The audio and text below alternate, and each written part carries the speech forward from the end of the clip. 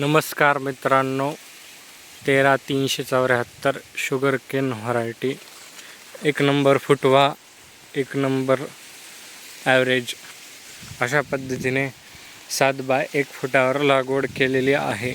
पहिलाच प्रयोग आहे. बीड जिल्ह्यातील शिंपे गावामध्ये अशा पद्धतीने प्लॉट आलेला आहे.